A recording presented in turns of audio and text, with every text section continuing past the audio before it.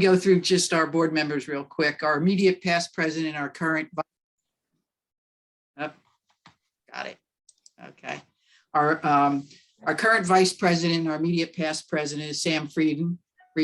Sam is from New Jersey. Our secretary is Rita Winkler. Rita is from Illinois. Our treasurer is Larry Innes. He's also from Illinois. Our other board members are Ron Coleman from South Carolina, Mary Kay Cowan from Louisiana, Ann Knighton from Augusta, Georgia, Terry LaFleur from Louisiana, Mary Reese from Maryland, and we have Mary Vitale from Missouri. So those are our board members. Our legislative committee members are Harris Capps, Sam Friedman, Larry Innes, Peter Kinsler, Mary Vitale, who's also chair of the Issues Oversight Committee, Rita Winkler. Also key participants are Jill Barker, who's our chair of Quality of Care, and Rosalind Leahy, who's our chair of our state networking committee. And then last but not least is our health policy analyst, Gail Gerdes. Gail has been with us about a year now, and she's an expert. She works with Health Policy Source, and she's a health policy analyst, has an extensive background in healthcare policy, both in the government and the private sector. Has spent several years on the Hill, both working with both the House and the Senate, focusing on healthcare legislation. We're very happy to have her. I guess that's about all I wanted to say. I'm going to turn it over to Hugo, who's going to go through our program, and hopefully you'll learn some things. You'll know a lot already. You'll learn some things, and feel free to question Hugo for questions. Shall they raise their hand on the screen with the electronic device? Is that? Yes, if you know how to do that, it's under, at least on mine, it's under reactions. There's a raise hand function. Okay. Otherwise, you can go like this. That works too, but you may have to hold it a little longer and your arm will get tired. Let me see. Gail, do you want to introduce yourself and say anything? Absolutely. I would just say it is fantastic to see a number of familiar faces from the many on the list that Joanne just noted. And we have really enjoyed Health Policy Sources, really enjoyed working with VOR over the past year. It's been a great opportunity to heighten your reputation on the Hill and Hill staffers' awareness of the issues that are priorities for VOR and your family members and friends. And I look forward to meeting more of you this year, because last year when y'all had this, I had just started with y'all, so it was all unfamiliar faces. So it's very nice this year to have to know a few more of you so well. And I will reiterate over and over again this afternoon, your time is so valuable and you have a lot of pressures on you to do many things, and taking the time out for this is fantastic. The meetings on the Hill I cannot stress enough how helpful it is when it's someone who is from that district or from that state. It really is impactful in terms of how the staff, member of Congress, reacts and their awareness of these really important issues.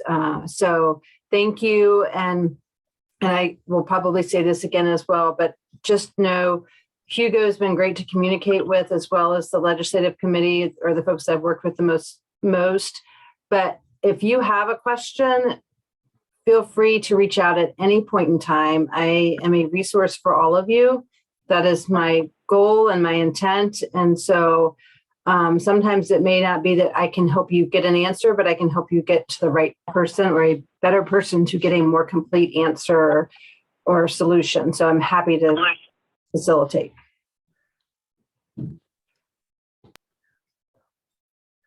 Great, thank you, Gail. So let us get started. Hugo, just want to interrupt you for a second. Harris flagged me. I may have missed Mary Vitale, who's also a board member and the chair of the Issues Oversight Committee. Sorry, Mary, welcome. I didn't notice. Harris did. Thank you, Harris. And just in Thanks, case, Harris. there's Go also ahead, you go. Jill Barker, who's the head of the Quality of Care Committee. Right. Rosalind Leahy, who's been handling our networking meetings, and a whole bunch of folks. So let me see. I'm going to ask you to mute yourselves. If you're not speaking, feel free to raise your hand and I will try to notice and get to you. And let's start the show. I'm going to share my screen, hopefully. And I hope you can see that. Let me know if you can. Are you seeing VOR Legislative Initiative or are you seeing my other screen? Good. Yes. Okay. I've got the wrong thing up, but we might as well start here. Here's some Zoom tips for your meetings.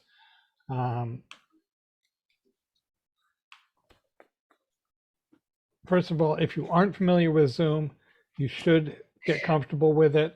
Learn the controls. If you don't have it, you can sign up for a free account at Zoom US pricing. It's free. You get up to 40 minutes. Make sure before your meetings you set up your camera, you learn the controls and so on and so forth. Try to look good. Before your meetings, coordinate with the others on your team. Make sure that you aren't 3 people trying to make appointments with the same office. Work together. It works better that way. If possible, set up a Zoom meeting with your folks and discuss how you're going to go about it, who's going to say what, and so on and so forth.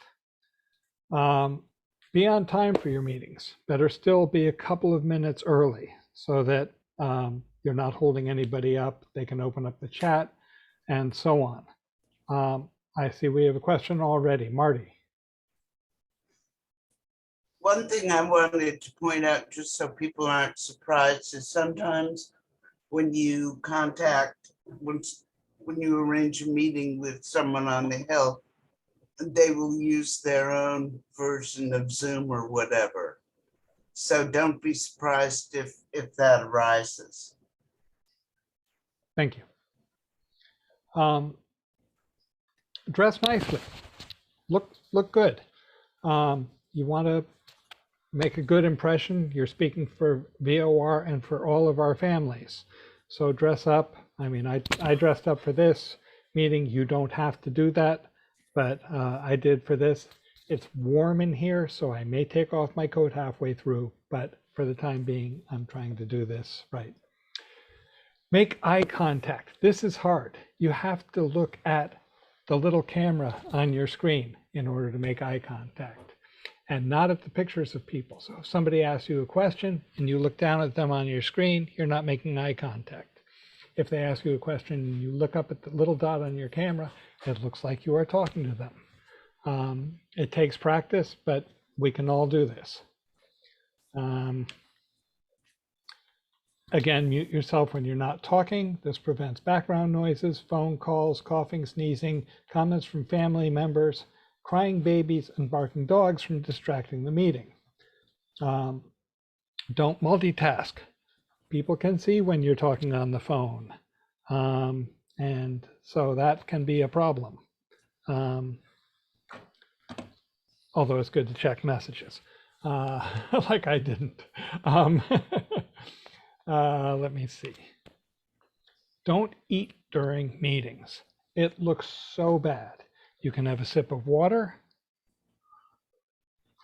You can mute yourself to cough and so on, but never do anything that requires chewing. It just doesn't look good. Shouldn't have to say it, but I've seen so many people do it. The other thing is pause and give your audience a chance to react. Ask if there is anyone who has questions. If somebody puts up their hand, they can feel free to put their hand back down again. And so on. So are there any questions on any of this from anyone? Good. Let's I get think, down. Hugo, I would just add to that, and it just kind of sums it up, is what you said about treat it like an in-person meeting. You know, I think these are so useful and allow so many of us access to staff and members via technology, but it is a meeting and we want to be mindful of their time. So when you're thinking about anything that you might do or say or how you would act, it parallels exactly what you would do in an in-person meeting. That's right. Thank you. And remember that for the staffers, it's okay for them if they are wearing less than formal wear or whatever, that's fine. If they are eating lunch during it, that's fine. It's still not okay for you. Look your best. Don't chew anything. Be respectful, and that gets us points. So, anyone? Oh, Sam. You look really sharp. Who is your tailor? My point is, you do. You look really sharp. We should, if possible, look that way. Thank you. And my tailor is Mr. Macy. You might have heard of him. He has a little shop in Herald Square. So it doesn't take too much to do this.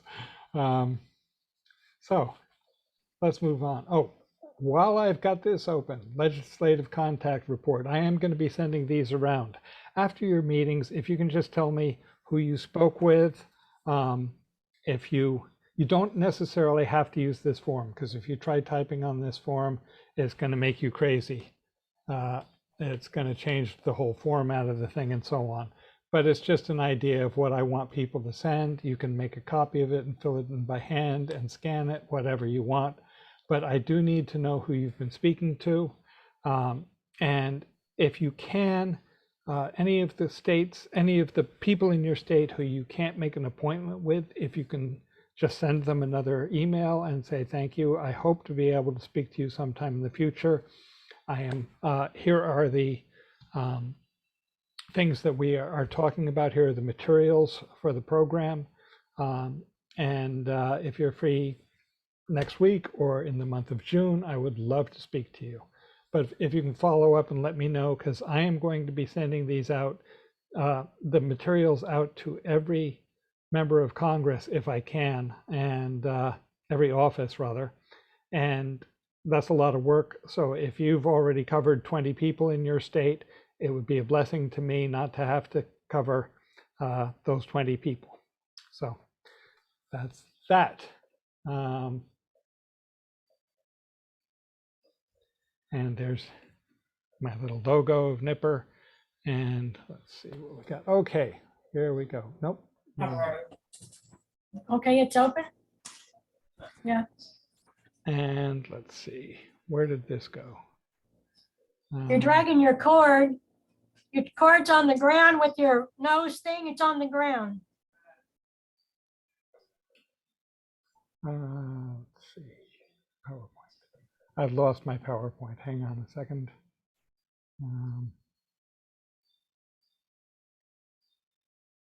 Here we go. Okay.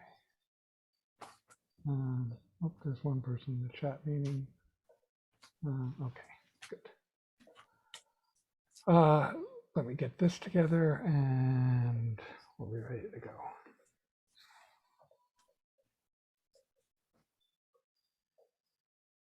Okay, can everybody see this one? I hope. Yeah. Good, okay. So this is what we're doing. The legislative initiative this year is basically so that you can introduce yourself to members of congressional staff. A lot of these people are career folks. Some of them are going to be here only for 5 years or something, but chances are that the person they're working for is up for election. They may or may not be reelected, but the staffer will be. So when you talk to these people, remember you are not only talking to them in their office, but you are talking to them as a member of the 118th Congress, and maybe even serving whoever they're working for in the 119th or 120th Congresses. So when our purpose this year is really to get our points across, we need to reintroduce ourselves to members of Congress, and this is our chance. So to start, introduce yourself, your family, your loved one with IDD. It's good to have a picture of your loved one. I did not print out one of my brother, but you can hold something up to your camera and say, do you see this? Even if it's blurry, they will say, yes, I see it. And that's good. Ask them how familiar they are with people with IDD. Some of them have no idea. Others know somebody. Others have actually a very intimate connection, have a family member with severe IDD, or I've spoken to some aides who have worked in sheltered workshops. Their family has run them. Others who have been DSPs. So always ask them. That'll give you a good ground to know how familiar they are with our issues. Always a good way to start. Oh, there it is. As you can see, I'm not good at PowerPoints.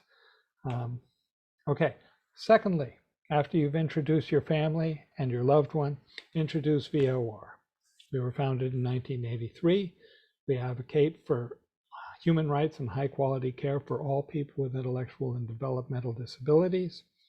Who we are, you can do this. You don't need the script. See, I'm even reading off the script instead of looking at the camera and looking you in the eye. I'm seeing things in the chat. Hang on a second. Is there? Yes, you will get a copy of the presentation.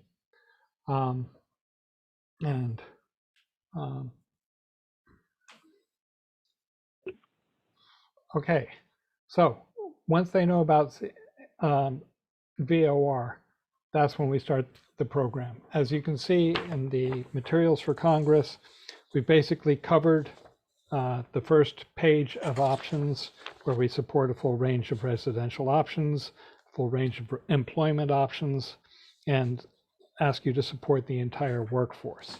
We would be on page 2 now, where we're seeking parity by increasing funding for all forms of residential and treatment and care. This is VOR's longest standing issue. And what we need to do is explain to people that there are many forms of care, but there are 2 separate funding streams for these services. One for home and community-based services, the other for non-home and community-based services, non-HCBS services. That includes ICFs. It also includes a lot of nursing homes and nursing home care. It includes some skilled nursing facilities, and it includes assisted living facilities. So you need them to understand that the money for these comes all from HHS through CMS, but they're 2 different streams. The American Rescue Plan, the Better Care, Better Jobs Act, and the Build Back Better Act both had funding, all had funding increases, both for HCBS only, which left a huge disparity in payments to these services. And this has been going on for quite a number of, throughout this administration. We tried to get money in the American Rescue Plan Act because everybody suffered equally under COVID, but it only went to home and community-based services. We tried to get it in the Better Care, Better Jobs Act, and later when it developed the Build Back Better Act, we were told that that money was going to be, the $400 billion that they wanted was going to be for HCBS only. and that if we wanted to, we had to get our own bill for what we call parity, which is the same amount of funding that we've always gotten in relation to HCBS, which is about, I think, a 12th, or no, 12% rather. We wanted that same level of increase that HCBS got. And we were told we have to have our own bill, that we couldn't have their money. So we need to explain to them the difference between ICF and HCBS settings. This will all flow pretty fluently, pretty easily as we go through it. Hugo, yes. Jackie's got her hand raised. Okay, let's see. Yes, Jackie. Hey, I just had a question as far as verbiage. And so I know that, we've been using the word time, but because the level of needs are so very different between the patients that would be at ICFs versus, say, a CLS family model home, have we attempted to use the word equity with our arguments and asking, that, where is equity in these cases? Because legal standpoint, it seems that that is something that more congressional members are familiar with, is the need for equity across the classes. That's a good point. I originally started using equity, and I was corrected to using parity, because equity implies that we'd be getting the same amount of money, and we don't cover as many people. The increase, when we switch to saying parity, that means it follows the same ratio as had been given in the previous year.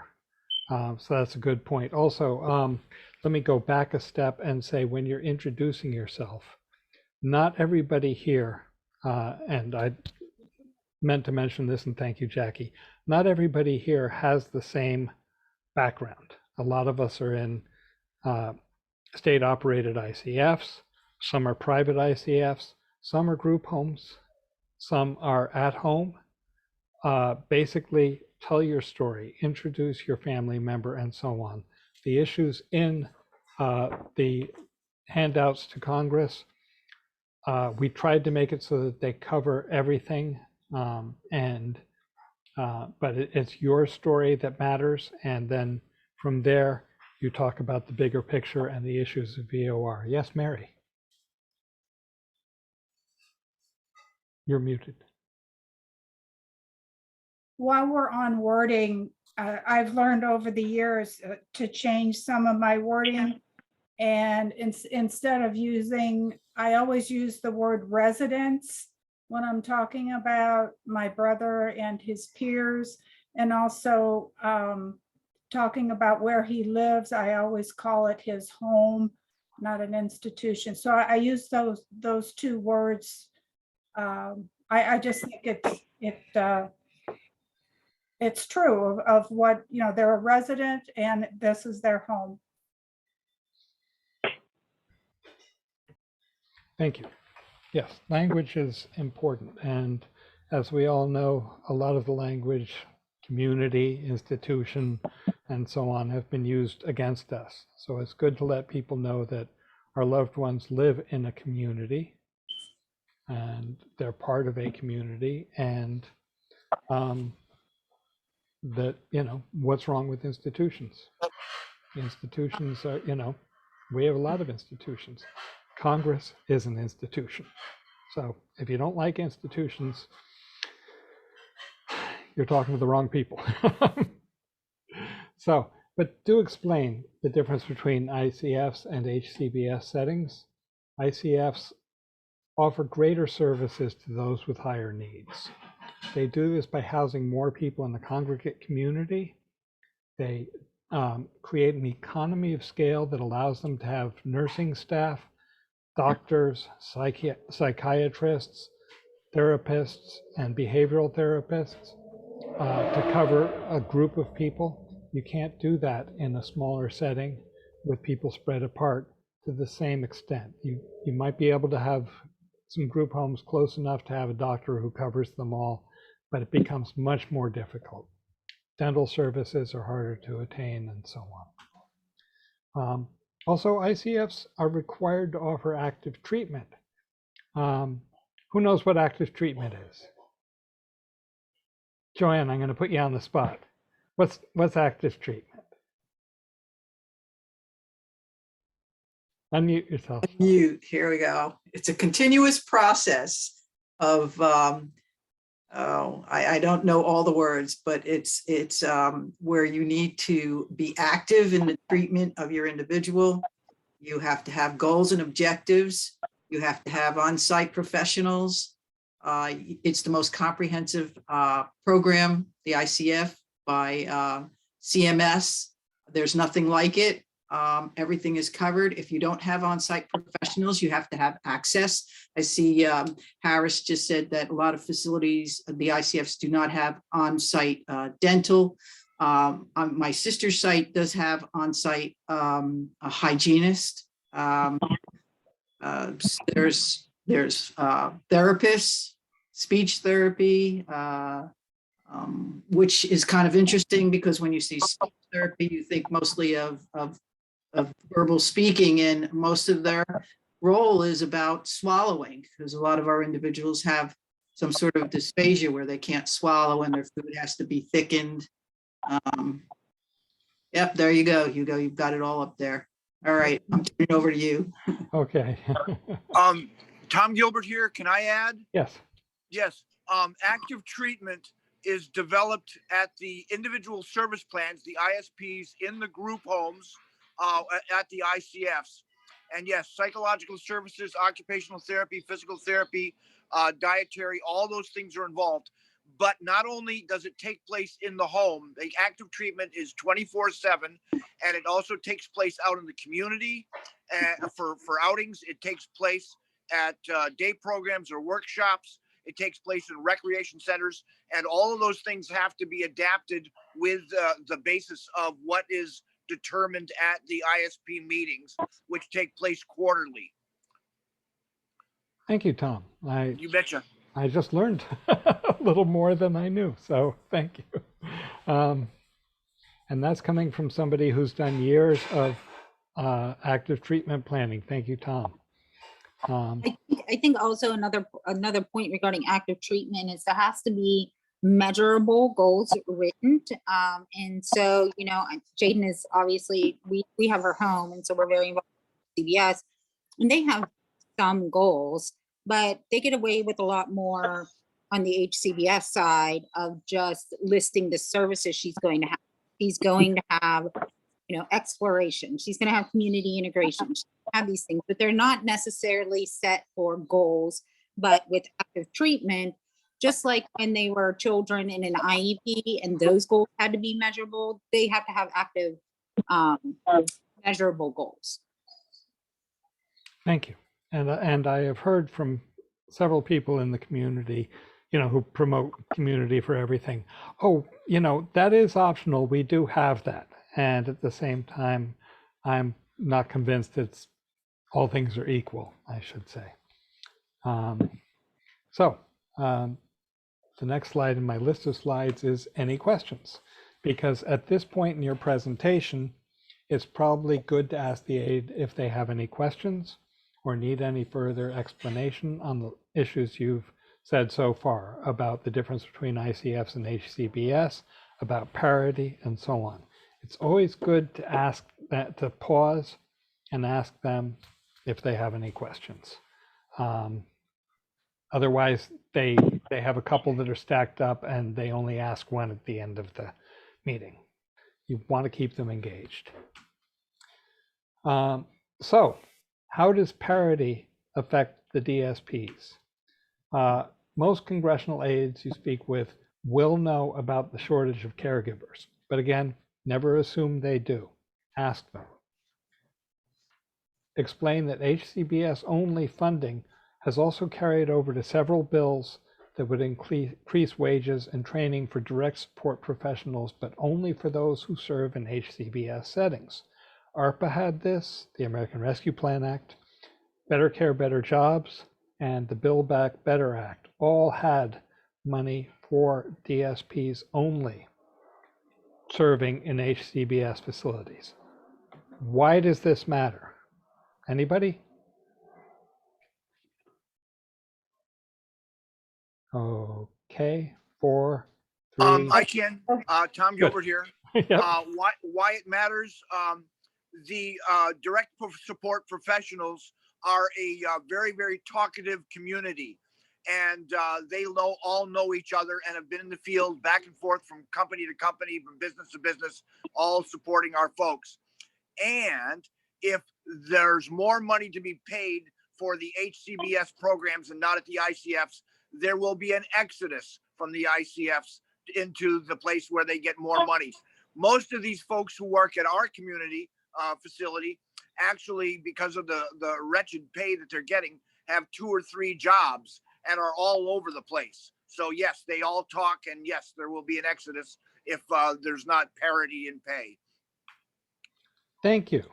And that's perfect. Yes.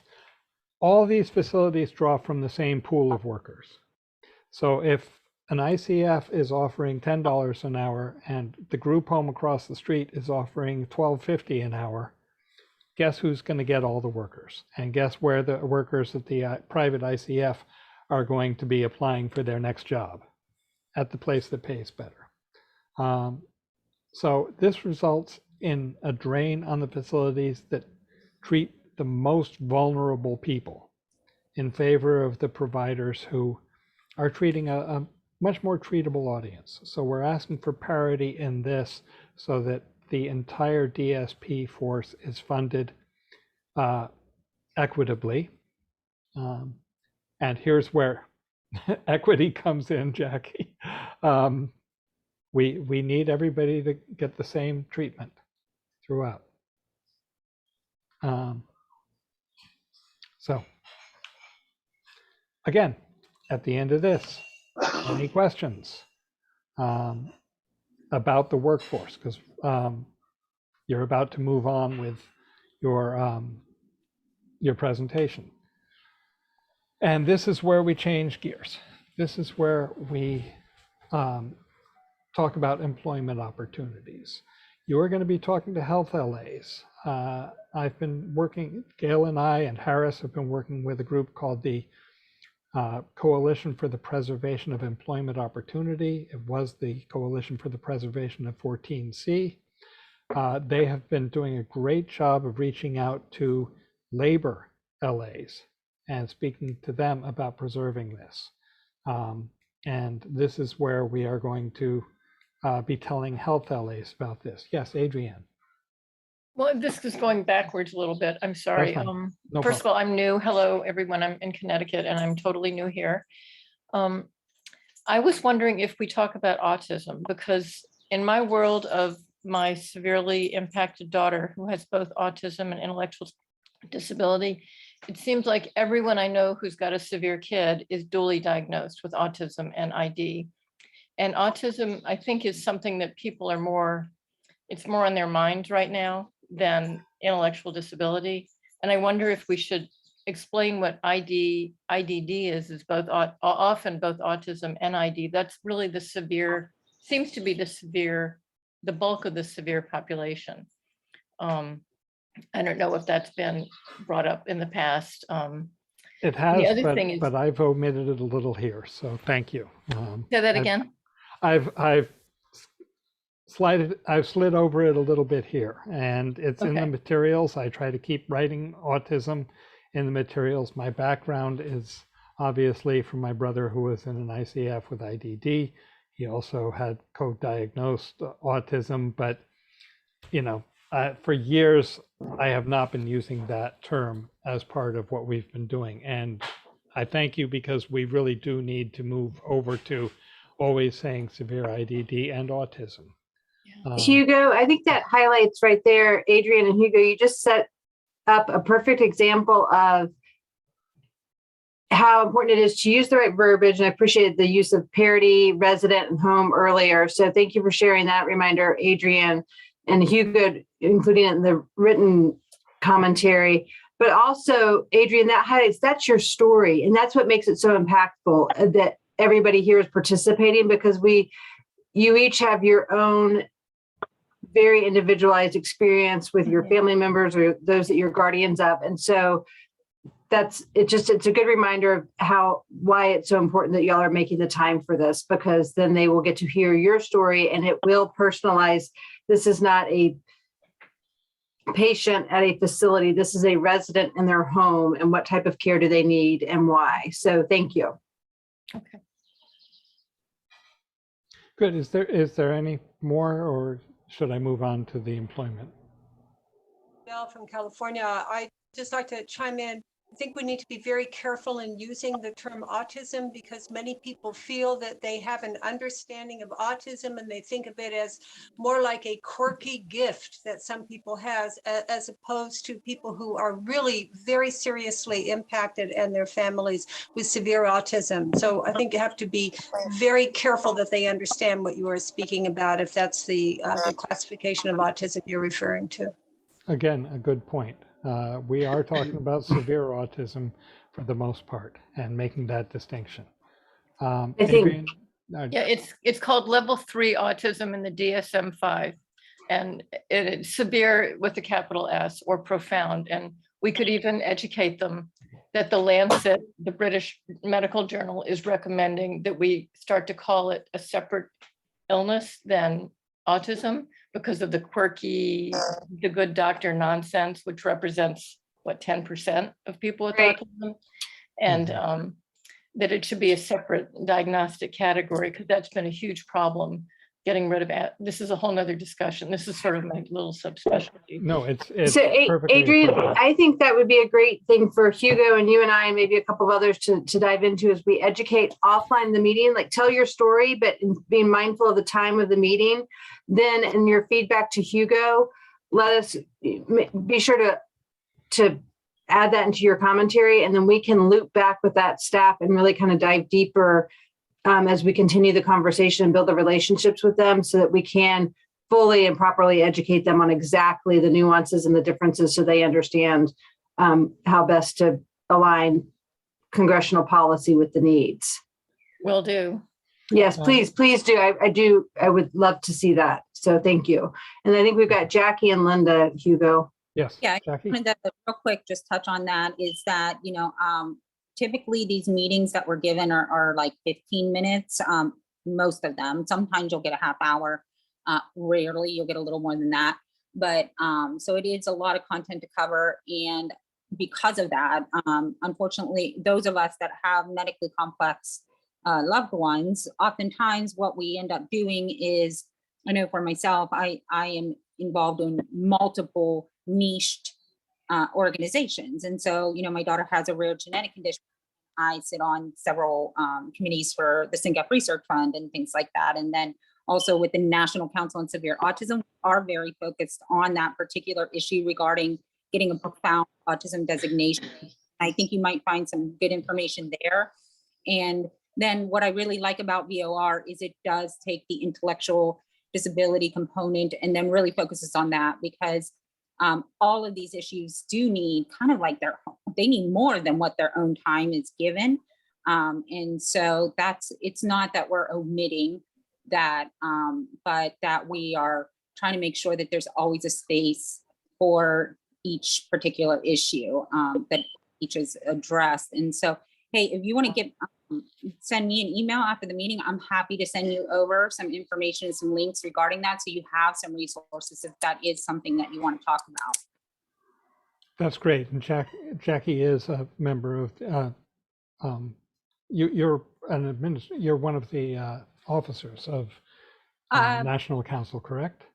Policy Committee, and also the new National Grassroots Network. There you go. Linda. Hugo, this is Mary Reese. I was wondering, in the materials that we're sending to Congress, if there might be room to put some of these definitions in so that they understand the people that we're speaking out for. You know, they're not someone that can easily be served in some of the community residential programs, and they certainly aren't going to be qualified for full-time employment under the current minimum wage. So, you know, I think we need to sometimes get very graphic with our helping them to understand that that we're speaking for a group that really needs support and in the past have really been in the shadows of life. Right. And some of that will be in the personal presentations. Others, we do want to come up with a couple of documents to follow up with our legislators with. So what, you know, Adrienne and Jackie have been speaking of, and Gail has been mentioning, we're going to try to follow up with materials like that. We'll probably follow up with the myths and facts about employment opportunities when we get the chance. Go ahead, Linda. Yes, one of the things you mentioned, speaking about them being residents, but as I have spoken to people in the past and our representatives, I always mention that my daughter is a citizen in their district and that she resides at one of the regional centers, and that's her home. But I always make sure that they understand that she is a citizen under their district and where they're accountable for, and that in our family, you know, we vote for them and we are in their district. Yep. So I don't know. I mean, that's, to me, they care for their vulnerable citizens as much as they do a resident. That's just, it's another term that I use. Good, thank you. I see Jackie asked a question. We don't, and we need to have one. As Jackie asked if we have a side-by-side comparison between one pager between the key differences between HCBS and facility-based silos. We don't really, and we could. So thank you. Gail and Joanne, mark that down for me, please. I've got it in my notes. I think that's okay. Great. Marty, you have your hand up. Yeah, I don't know if anybody else has run into this, and I don't think all the instances have been disclosed to us, but we certainly have found that when people have tried to move to the community from the facility where our brother lived, there were community facilities that didn't want them because of the level of their disability and the complications and costs of caring for them. And the other thing, I'm backtracking in the discussion of parity, and I just blanked on the other word. What about the word equivalence? Can that be used? We've been using parity, and it's probably best to stay with the same word. We've had several people in Congress working on it using that word. When you get too many different words, it gets confusing. So Gotcha. we should stick with the one word. Thank you. Is Yeah, there and anything else before? Oh, go ahead. I would just echo exactly what you said, but also what Marty said, because as important as it is to use the best verbiage and the most appropriate verbiage and vocabulary, when you go into these meetings, you're a human being and telling your story is most important. And if you say equity instead of parity, Hugo and I've got your back. And we're going to be talking to these staff. We have been talking to these staff. So please don't, be aware, but don't stress about it, because telling your story and communicating this message, we can tweak anything that maybe you feel like you didn't get quite right. So you showing up and sharing your story is the most important part of this. Thank you. Um, Are there any more questions before we move on to the employment issues? Great. And I'm sorry if I am skimming over things. There are so many layers to these onions, so many levels that we could talk about. And I've been working on these materials and trying to hone them down for weeks. And, you know, we're always going to be unable to bring up everything. And that's why it's so important for you guys to speak and tell your side of the story, because Congress needs to hear so many different cases. I mean, if 5 people can speak to one person over and over again, they might get it. They might start to get it. So it's important that we do this every year. It's important that we follow up regularly. Now, employment opportunities.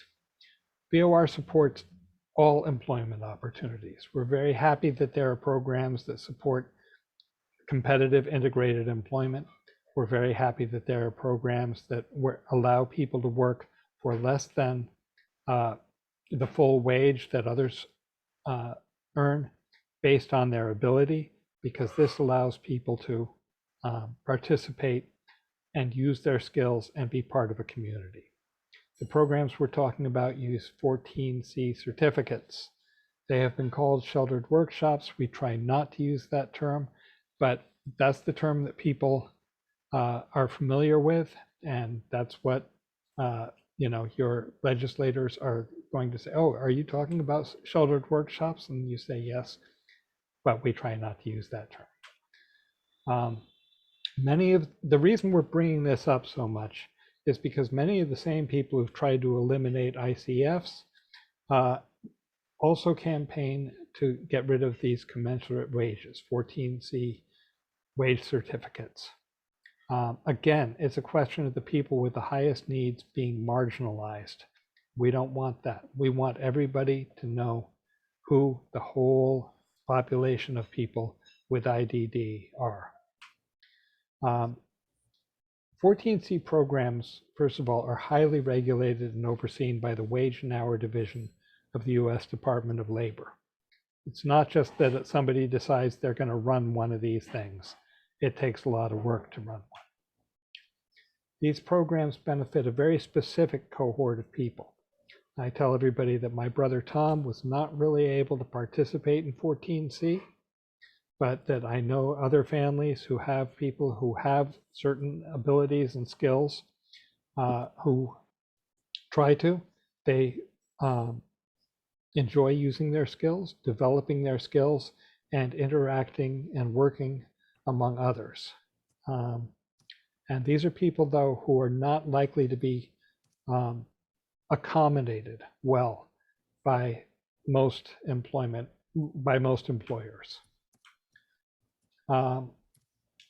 They are working in a supervised environment with job coaches who really are DSPs. They not only help them with the work, they also help them with their challenges, and they're prepared to address them. Some of these people have epileptic seizures throughout a day. They may have behavioral issues and act out. They may have self-injurious behaviors or aggressive behaviors. Some of them need to be have their adult diaper changed in a day. This is not somebody who is likely to be able to operate well in a competitive employment situation. And most of the competitive employment jobs that you see that are not facility-based like this, but you know, the people who are working in coffee houses, they're not going to be able to accommodate somebody who has these challenges. But no one is forced to work and to participate in a 14C program. This is a choice. There's an extensive application process. You have to renew the certificate every year. You have to reapply. And individuals are tested regularly to properly evaluate their productivity, and that can go up and down.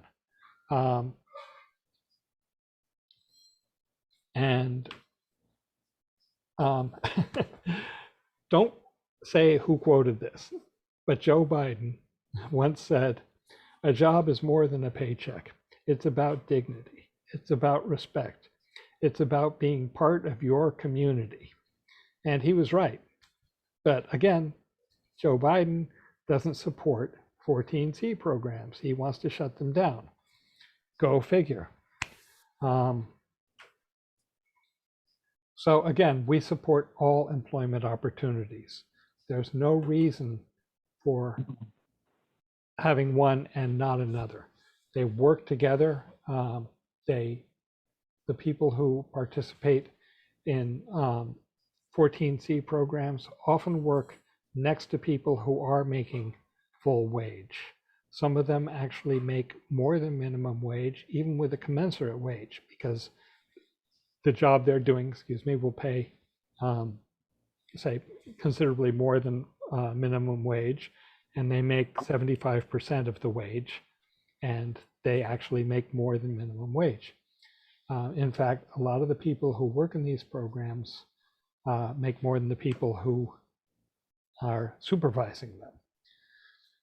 So there are bills in Congress that would phase out 14C programs. The Raise the Wage Act, which has a lot of support among Democrats, would raise the minimum wage, and whether you support that or not, VOR is concerned that it also has in it a clause that would eliminate 14C programs. We believe that that should not be part of the Raise the Minimum Wage. The Transformation to Competitive Integrated Employment Act. There should be a D in there. Also is for creating more programs for competitive employment, but insists that you have to get rid of 14C programs. Similar provisions were removed from the Build Back Better Act because they wanted to get it to be a reconciliation bill, and this was taken out. But it's been in other bills in other forms. And as Jacqueline has pointed out, many states have passed laws eliminating 14C programs. Even if you're in a state that has done that, remember that those bills were passed by the state legislators.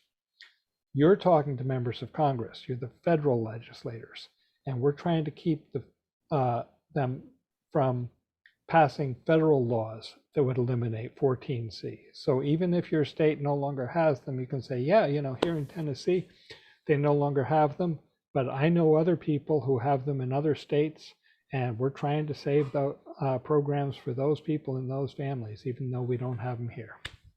So once again, any questions? Yeah, Hugo, it's Mary Kay. Sorry. Hi, Mary Kay.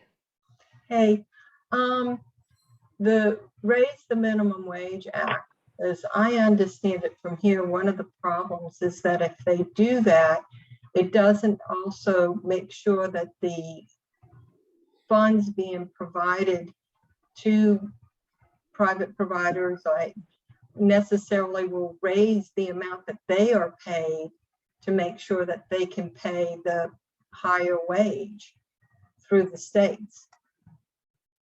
Yeah, that's a good point. The wages that direct support professionals are paid, if they're not working through union jobs, are generally tied to the federal minimum wage. Now, a lot of states, like here in New York, they have a bill that says, okay, we will pay above the federal minimum wage because the federal minimum wage is actually lower than New York state minimum wage. So New York supplements what people get in order to keep it competitive. But you'll find that even then, DSPs are being drawn from the same pool of workers as the fast food restaurants, Target, and so on, that can actually pay higher wages. If the manager of a Target calls his area supervisor and says, hey, I can't get enough staff, I got to pay more. The area supervisor gets permission and they say, okay, in your area, we're going to raise it another $1 per hour. and you're going to get staff because we need to keep that store. We can't do that in states. The state makes a budget, and if they say that they're going to supplement the pay for a DSP to bring them up to $12.50 an hour, and other people are paying $13 and $14 an hour, that's not going to change until the state legislature votes in another raise for them. So it's not as flexible as the private sector. This is what we're up against.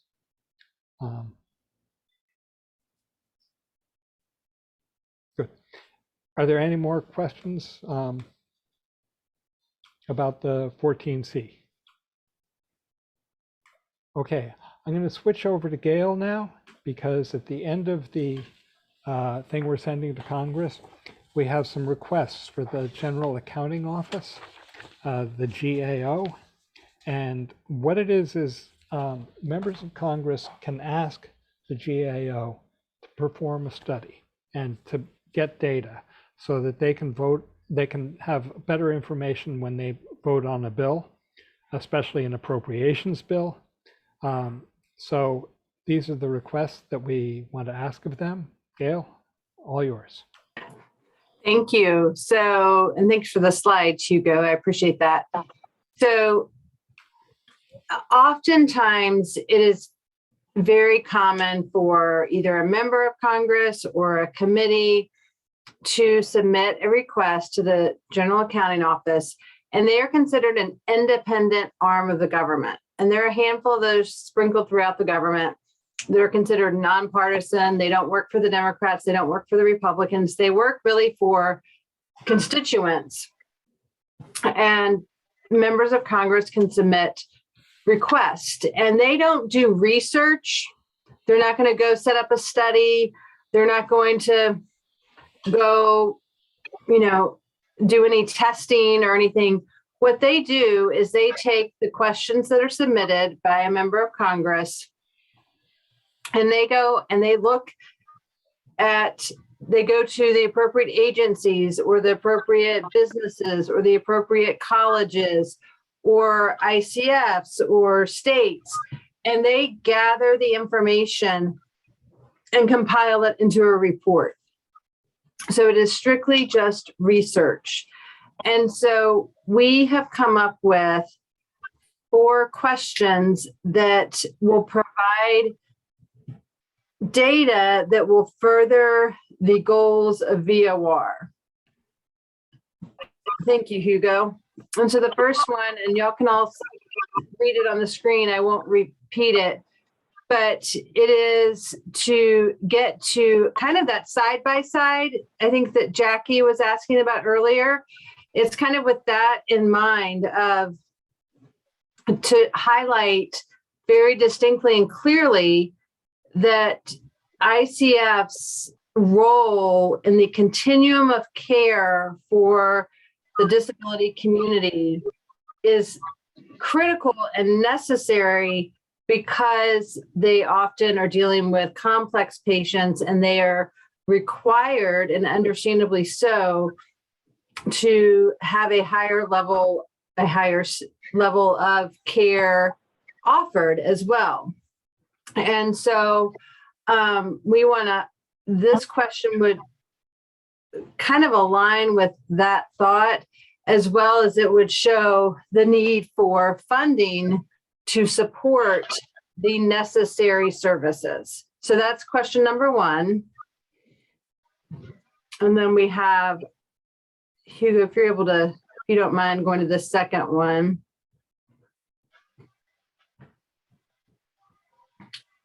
And this one, thank you, Hugo, perfect. And so then this one is, for many of y'all, you may be familiar with the fact that if a resident leaves an ICF and moves to a home and community-based setting, that's fantastic, but perhaps that doesn't work out. And there's a 30-day time frame that they have to go back to the ICF.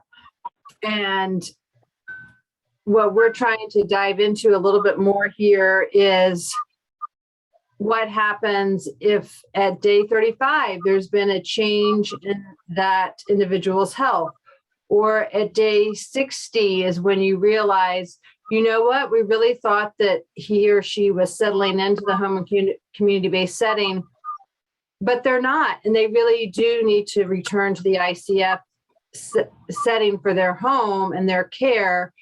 And yet it's day 60. And how does that process look to guide and assist and have that individual able to live at an ICF? How long does that take? What if they signed a waiver that said, so trying to highlight some of the gaps that at the state and federal level that exist that create hurdles for individuals being in the best place at any given point in time for their home and their care.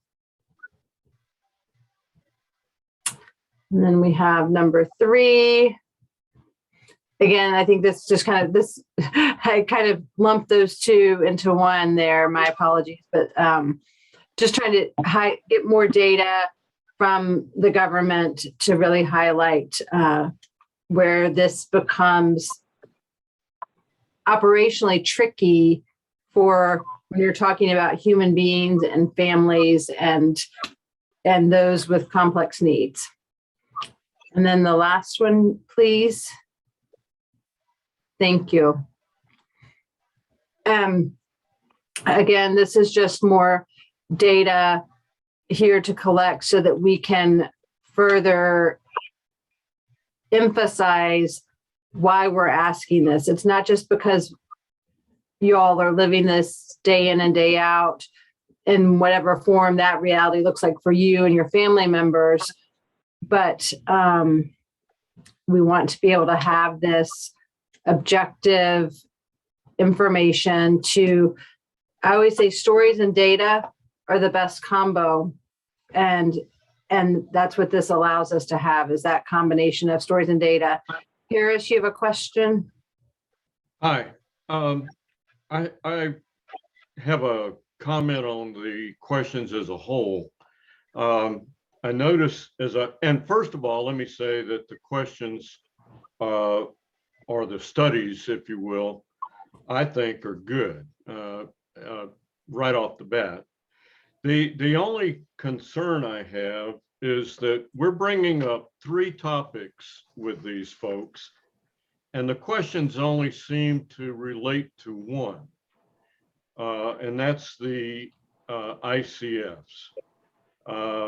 I may be misinterpreting, but for example, on the elimination of FLSA 14C,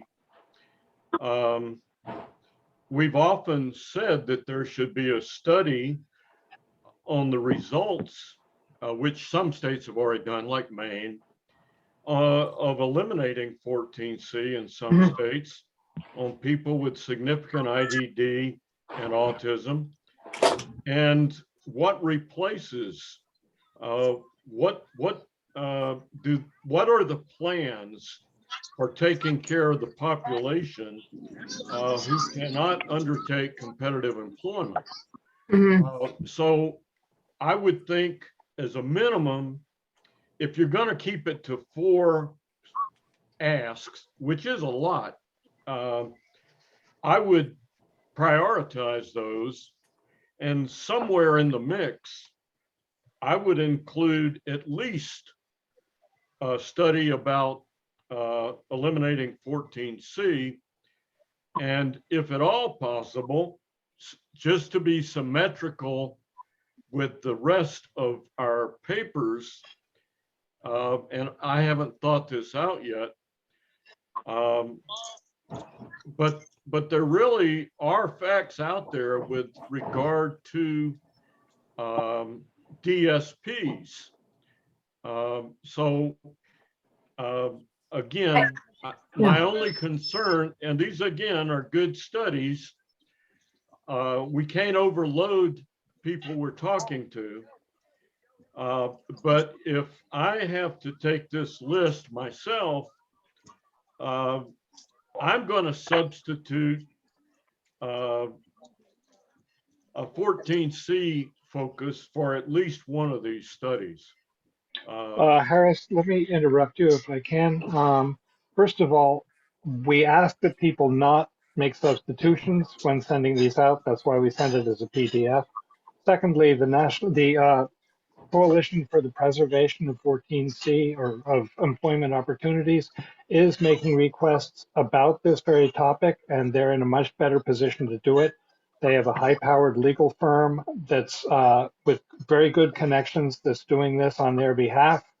So I think that that question is out there. Plus, we are talking to health LAs. This is not, they are not the labor LAs. So again, this is an issue that we're bringing up to them that is different. I mean, if in your meetings you do make a connection with somebody, feel free to ask them if and say that you would like to also send them the request from the the Coalition for the Preservation of Employment Opportunities. But please, let's not cut and paste out of VOR's campaigns into other groups' campaigns. We try to work with others, not, have that. And along those, I'll piggyback on that, Hugo. First, Lee, we see your hand, so we're going to get to you. I want to note that. And Harris, you bring up a great point, but that 14C is not a part of this, but I think I will just echo what Hugo said, that VOR has been so great to work with, in part because you recognize the need for collaboration in a very nuanced and deliberate way. It's not just with anyone, anytime, but in a very responsible and tactful approach. And the 14C Coalition is a great example of that. So Harris, that is running in parallel, and that's good for everyone to know. So I'm really glad that you brought that up. And while for the continuity and clarity of our message, it's best not to change up the request, I will say that in talking with the staff, these RGA requests here, these 4 questions, they are PDF for us so that we as VOR have a clear, consistent message. But once we begin to engage with an office, they may tweak that. And that's something that we will be discussing with the legislative committee at VOR and making sure we're all comfortable with every step of the way as it moves forward, because the questions may look a little bit different, or they may say, we'll ask 2 of these or maybe 3 of these. So it's not, assuming that these get submitted to GAO by a congressional office, they would probably be tweaked a little bit. And here's the staffers that y'all are meeting with in these upcoming meetings are ones that handle healthcare as part of their portfolio of issues for the members. So they should be ones that do have healthcare in their portfolio, and they may have labor, but they may not. And so that, again, is something that we're continually engaging with the staff on a regular basis, and we'll be sure that they have the 14C information as well, in addition to the healthcare staffers. Lee, did you want to make a comment? Yeah, I just kind of had a question, and forgive my wording on this. I may not word it well, but no worries. On the first ask, when you're talking about comparing the ICFs versus the HCBS cost, right? And I don't really know, where that actually even is, but I guess one of my questions would be, would it be obvious to them when we ask that question? Like, one of the things I think about is the additional cost of like kids that are in HCBS going to like emergency rooms for years because there's not an appropriate placement, that kind of thing, that kind of cost. Is that something that's going to be obvious to them to kind of factor into that? Right. So that's definitely a useful thing to be aware of. And I think that that's something that's in meetings that you can, again, mention, because I think that highlights to the congressional staffer.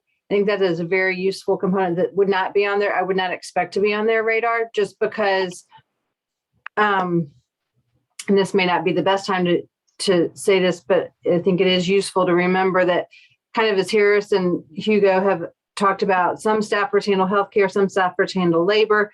No staffer really handles one issue. So whomever you're speaking with, they handle 3 to 8 issues. And so that's where they need to have a lot of grace and patience and respect from everyone on the calls, because this will be one of several issues that they have. So Lee, noting that, I think is just, and it's very impactful. You know, it gives them another component. And that's something that as we get traction with congressional offices on submitting this request, we can tweak the question so that, you know, there could be a third kind of third or fourth sub question saying, what do ancillary unexpected costs look like? How, you know, what is the rate of ER visits for an ICF versus ER visits for home and community-based individuals? And I am truly just thinking out loud. Please don't anybody write that down in pen, but I'm just setting that up as an example of how this process, it's an evolving process, moving these forward. So. Okay, yeah, I was just wondering about that because I think there's even times where they have out-of-state placements and stuff because they don't have a place. So like all those things, you know, are very expensive. Absolutely. When we don't have something in place. Yes, and that's, I think, right. And so I think that's something that is potentially captured in terms of like what services are missing and the cost of providing that. So I appreciate that. That is a useful comment there. Thank you. And Jackie, I think maybe you're next. Yeah, because Lee and actually the two of us, she's in Tennessee also. So we have a question that we have worked with some directors in our state on. I don't know if anybody on this call has the answer, but it is one we definitely need to try to find as we're arguing these issues. The question is, so we are, you know, when we're talking about Olmstead and choice and all these things, right? And the big push is to put everybody into HCBS. ICFs aren't meeting that. Well, and now they're not funded, and our kids can't find them as they them as I think it was Marty earlier. Yes, that is very much still going on.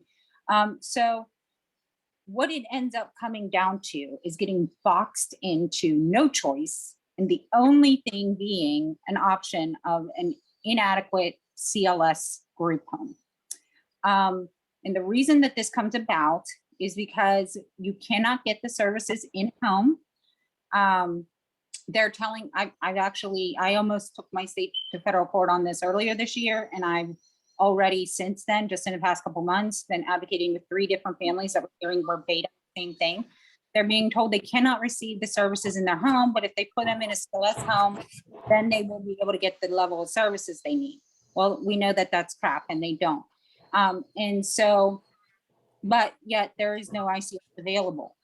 When I ask about that, why can't the parents get the 24/7 support at home? Why isn't there that choice of setting? The answer is from the directors that CMS does not allow single placement cases for 24/7 care. So with 168 hours a week, the parents or natural supports are expected to provide 8 hours a day, leaving a max of 112 hours a week service. If the person remains in their family home. If they go to a CLS home, they're considered to have full 24/7 ability because they can cost share. So even if it's a person that requires a 1-to-1 ratio, generally when they're sleeping, if there's 2 people living together, they would be able to knock that down to 1 staff instead of 2 overnight while they're sleeping. And so that's why they allow that. So is that a thing? Is CMS, where is that language that CMS does not allow single place 24/7 care? And does CMS consider a person's choice of setting as their family home to be that single placement case? Right. So I think that is something that if I could ask you to email Hugo, and I don't know if you have my email address, but Hugo certainly does. And we can, that's something that we can get a formal answer from CMS on. And I think that's a great request to ask of them and get back to you and share it with the rest of the VOR community and members. So if you don't mind doing that, I think that's a great component. But again, that's something to bring up in your meetings to highlight that. I think that highlighting that lack of choice is a message that is important for VOR to say, you know, HCBS is a fantastic choice for a lot of people. It is not the best choice for everyone. And if you want to, if you as a policy, you know, maker are supporting choice, then you also need to support ICFs and quality ICFs and quality funding to allow that to happen. Marty and then Sam.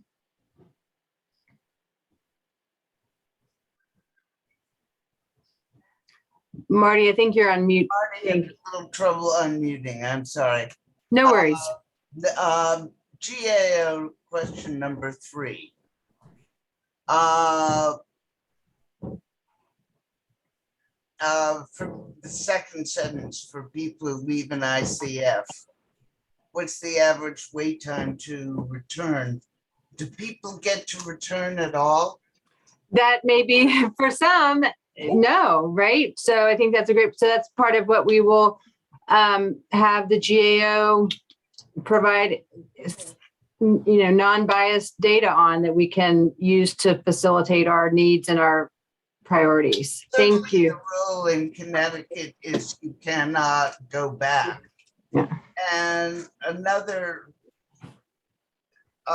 issue that relates to that may make sense to look into also is if people age or their medical needs otherwise become more complicated. Yep. What's the additional cost to the provider in the community? Because it can be significant, and that's worth looking into. And can they provide the appropriate care? Yeah.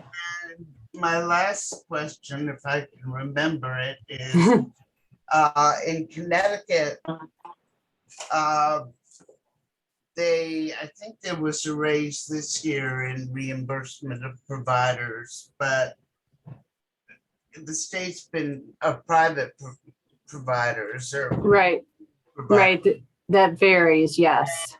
And whatever has happened, it's still reimbursements way behind in Connecticut, and a number of the providers have closed homes. Mm-hmm. Yes. And I think the issue of fact that homes are being closed is something that information on could create a rather dramatic message to legislators. Thank you. I appreciate that, Marty. And Sam? Can you hear me? Yes. And Jill, I see your hand, so we'll get you next. I'm going to try to get my hand down at some point. I'm going to try to make 5 points. So I'm going to try to talk fast. I saved them all up. The first goes all the way back to the photo of the loved one. I distinctly remember failures to get the photos seen on Zoom. I think we are going to try this year to have our photos, to the extent we can, up electronically. So I would suggest for those who are able, try to do that and show the photo on Zoom, even though it can take a few seconds to get it shown. It will be seen, and to the extent that the picture is worth 1,000 words, you may succeed better that way. I don't know if we'll succeed, but I think we're going to try this year. Number 2, regarding the issue of various bills funding HCBS only. For most staffers, whatever we say probably won't lead to a substantive in the weeds conversation. I know several of us, and I was in the meeting, got a little shocked and surprised when last year when a staffer got very argumentative with us over some issues of fact and legislation. So I happen to know that at least in one of the bills, there was a little bit of funding that went into the stream. I think it was the American Rescue Plan and maybe others too, that would get to, that could conceivably get to intermediate care facilities and to, not just the HCBS side. So I'm just urging folks to stay away from the weeds. The answer to that question is that, well, that's true. The big money, the overwhelming clutch of money went to funding specialized increases for HCBS only. It read that way. It was that way. So that goes to the larger issue of, I don't know if there are people here who have not done this before. I know when I first came to VOR, I was awed by and scared the crap out of me to do this kind of advocacy, because some of us are not fully policy wonks, and some of us are not, are not really good at being amateur legislative analysts. And so I'm urging those who aren't, it's okay, get over it. You'll get better with time, and what you've got is fine as it is. So that's my point. The next point is about, we have run into this with staffers. Some of us who are advocating for DSPs and ICFs come from states where the workforces are unionized. And it's possible you will run into staff who will say, oh, well, they're unionized, they get plenty of money. I'm pretty sure now, that I'm confident without having it in writing, that in my state, New Jersey, where the unions are, where the state-run ICFs are unionized, that the state-run ICFs are struggling with their direct support professionals. And I could, talk to folks offline about that.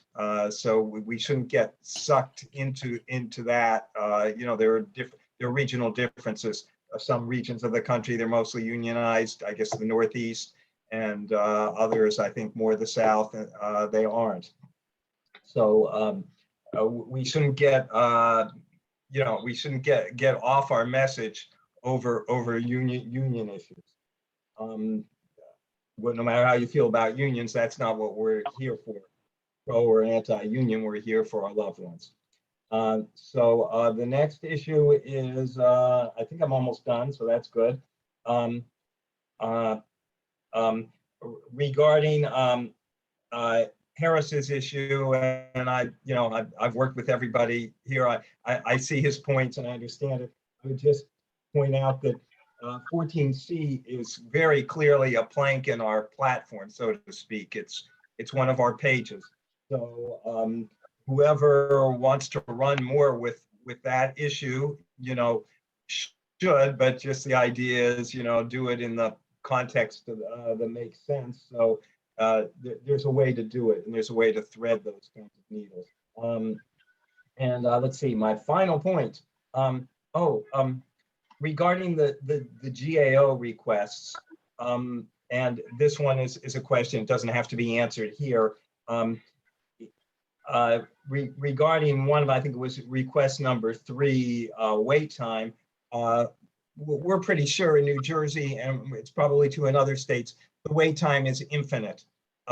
People who have loved ones who clearly qualify for ICF care because they had severe developmental disabilities from birth, cannot get their loved ones in because nobody's getting in, because the entire array of political and economic and bureaucratic and governmental forces are all keeping that from happening. So I guess I'm wondering, are some of these GAO questions ways of kind of starting to get at that? Because we've never had good answers to why ICF care is, for all intents and purposes, closed to almost all the people, almost all the new people who need it. People are not getting in, and it's dying by attrition. We know this. So I'm sorry I blathered on that last one. I'm done. Thank you, Let Sam. me just get in here for a second. And as Jacqueline said, we get 15 minutes, maybe 25 minutes, maybe a half an hour for these meetings. So you really have to pick what you're going to talk about. You need to have a coordinated dialogue and try not to get off on tangents. If they bring up union people and stuff, don't get into a 5-minute discussion of unions. All these things, it's really, you've got a small amount of time, you've got to stay on point and so on. A lot of this is good for follow-up. And we encourage everybody to do follow-up messages. And Jill, I interrupted you. Thank you. Yes, I just had something to say about the lack of choice, and also the closing of group homes for people who are getting the home and community-based services. That it has mostly, or it has affected most severely the people with the most severe disabilities. So, for instance, in Wayne County, which is where Detroit is, I just heard a couple of months ago that 30 group homes closed in Detroit, or not in Detroit, in the county, in Wayne County. The ARC seems to be pushing for self-directed services. They keep wanting that to be in, all the wording when they're making pleas to the state legislature. And it really needs to be pointed out there are people who can't do that. And that what they mean is that it might fall to the families to do that, to direct the services, but that, they want people hiring their own staff and all of that. So there are some things about congregate care that are much more sensible for people who have these very severe disabilities. The other thing is that if my sons lost their group home, the next step is a nursing home. All of them would have to go into a nursing home. There's no way that you could, their families are not prepared to take care of them, and they're all getting older, and it's just like I would have 2 full-grown men who can do nothing as far as taking care of themselves, and we can't do that. And a nursing home is not a good option for them. But I assume that the costs have gone down because they haven't been providing the services that they're supposed to.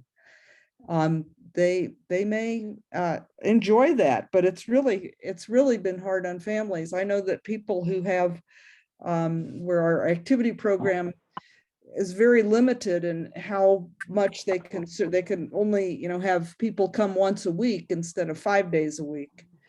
And again, it's been the families whose family members have the most severe disabilities who are affected by that.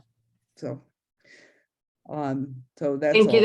Those are all really good and useful points. I appreciate that, Jill. Thank you. Adrian. Yeah, I'm a little confused about 2 and 3 GAO issues, about the waiver for getting back into an ICF. First of all, I'm worried that there's not going to be enough time to explain. I think most staff members would not know what we're talking about. That if you leave, I know what we're talking about. I have a dear friend who Hugo and Marty know, Diana, whose brother left Southbury Training School and almost died the next month. The first month he was in a private nonprofit, and he eventually got better, but it was a horrific crisis. The point being, there's a lot of details that we need to go into, and I'm just trying to figure out priority-wise, how do we, so it seems like 2 and 3 are also not really separate, and is that really a priority to discuss that at this stage of the game? I mean, I'll do what I'm told. I'm new to this. So I appreciate that. And Hugo, please weigh in after I give my initial thoughts. And I think this echoes back to what we've mentioned a couple of times, but it's definitely worth repeating, is stay to the topics and the priorities that we presented to you so that our message is consistent, but make it your message, so And so take from it the pieces that resonate most with you and your specific situation that align with your story. Is that helpful? Like, it's going to be a little bit different for everyone. And Hugo and I this is part of our ongoing conversation with the staff. We will be looping back. We will be continuing to touch base. We'll be probably reaching back out to some of y'all, anyone that would like to come back again to continue the conversation, the relationship building with the staff. So within the constraints of keeping a consistent, coherent message and an education, you speak to what aligns with your story and your experience. Is that helpful? I would go a step further and say that chances are most of the aides are not going to pursue the GAO requests. If you speak to somebody with whom these issues resonate and they've read this and they say, by the way, this GAO request you have, I think that's great. What can we do about that? Then, even if you're not aware and not sure of what we're talking about here, like the fourth one about mortality studies or something, just say, let me put you in touch with our people, and Gail and I will follow up with it. This is really just our throwing it out there. Chances are they're not going to take this at all. It really takes having a connection with somebody to get them to say, yes, tell me more about this. So At the same time, go ahead. I would say at the same time, while you're right that they're not all going to jump and say, oh yes, this is a GAO request or common. They deal with them all. They will understand that aspect of it, and they should be very respectful and offer to review it and run it by their boss and that sort of thing. So having a GAO request is a very reasonable ask for VOR. And Sam had asked about, or had mentioned the idea that the pictures are a problem, and just holding them up like this doesn't work very well. And Jacqueline answered and in the chat and said that they're going to use it as their background. You can also use it as your profile picture. So if you turn off your live camera feed, they will see the profile picture of your loved one. Those are great ways to get it up, and they won't interrupt the meeting. They won't slow things down. You don't have to say, can I share my screen? Especially if you're not the host of, if the office itself has made the Zoom meeting, then you have to request that they make you a co-host and share the screen and so on and so forth. Do it this way. Put it in the background, make it your screenshot, whatever, and that'll take care of everything right up front. Thank you, Jacqueline. You are one of my new heroes. And I think Mary is next. Yeah, talking about the pictures, one other option is I have a document that has pictures of my brother and a little explanation about the pictures. It's 2 pages long. Sometimes it's 1 page long, and I can just email that to them. So that's another option. They seem to appreciate that. So all the other ideas are great too. Thanks. Yep. Thank you. That is good. That's a great way to do it. Hugo, this is Mary Reese. Hi. Hello. Yes. This is Mary Reese. I'm asking a logistical question. Would that be appropriate right now? Sure. In last year, what I did was I emailed, the staffer that's identified on the directory that you gave each of us, and requested a meeting with a little explanation of who I was and what VOR was. And when I got a response back, I immediately sent them on the materials that I think you were relating to at the beginning of this discussion, the materials that you prepared for Congress. Yes. Yep. And that set up an opportunity for them to have a little idea of subject areas that I wanted to discuss with them. Hmm. Those staffers that didn't respond positively about having a Zoom meeting, I would then send them the materials with hopes that maybe they would find time in their schedule in the future to meet with me, and I would be open to them making a suggestion of the time.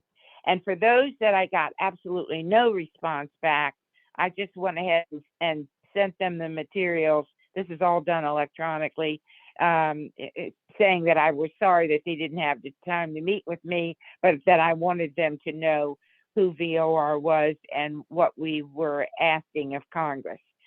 So are you going to be sending these materials in advance to us during our meetings this year?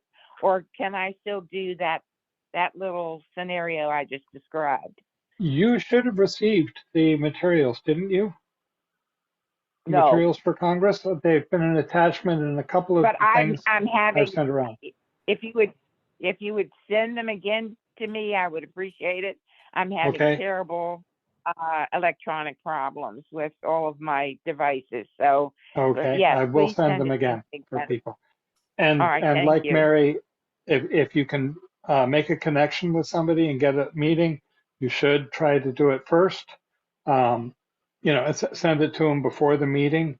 If you don't hear from anybody, or they can't schedule it or whatever, send them anyhow. Please send the materials on.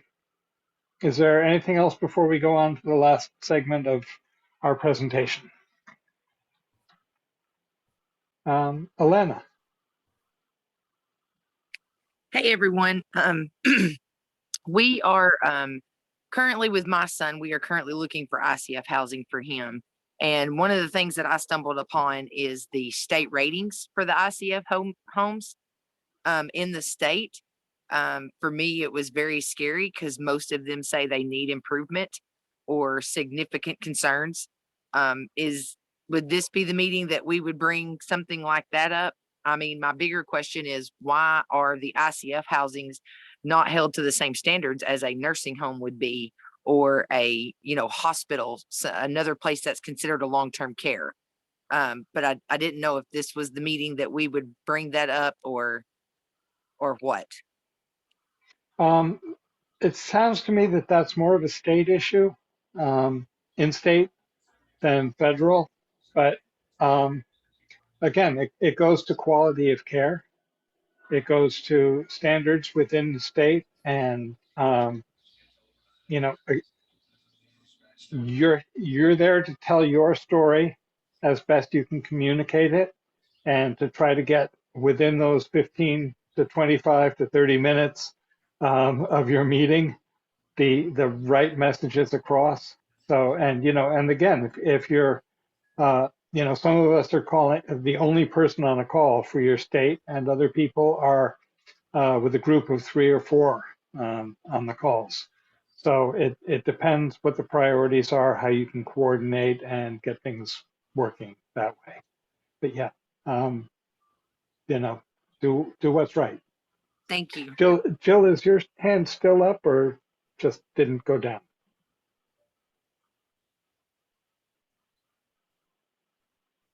No, I didn't mean for it to be up. Oh, okay. Lower hand. There we go. Okay. We're going to skip over to one last thing. We've got a presentation that we always do. Besides the eternal saying, please donate, we also have one more screen to share, and Joanne is going to help with this. And that is our do's and don'ts for DC, much like the suggestions about tips for Zoom meetings. There are certain protocols that you should do and shouldn't do when talking to members of Congress and congressional aides. I sent a couple of them out before we, earlier today. I don't know if you saw them, but you should familiarize yourself with the member of Congress if possible. Look them up online, Google them, see what party they're in, and so on. And be ready for potential changes that may occur to your meeting, and so on. But Joanne, I'm handing it over to you. I was gonna say, keep going, Hugo, you're right on it. People have been hearing from me all day. All right, I won't read it because Hugo's putting it up, but basically like Hugo said, be prepared for changes and last minute changes. All of a sudden they can't meet with you. Don't be unnerved by it. That does happen. Just ask them when the next best time is or negotiate a time. And know something about the individual. What we usually do is Google them and find out the office and see what kind of bills they've been involved in and get to know a little bit about them. That's always very helpful. And remember, we say be confident, but as Sam said, it's most of us feel uneasy, but we'll get better at it. It does take a little bit of time to do it, and I'm always anxious before we do these meetings. But don't worry, you're the expert. Just talk about what you know about it. And if you get tongue-tied or have some concerns if they're not listening, just start talking about your own loved one or something that you are comfortable with, and you'll just you'll work right through it. Describe the issues briefly. When you can, bring in something personal. As Gail tells us all the time, those personal stories really make a difference. It hits home. Sometimes these individuals are really young, but they're very bright, and sometimes the only thing they can relate to is having to be to watch out for care for like a grandparent or a great grandparent. So sometimes you can make that connection with them, and then they get it. But they're very bright. Well, just go ahead and talk because I can't figure out how to turn it down. Go ahead.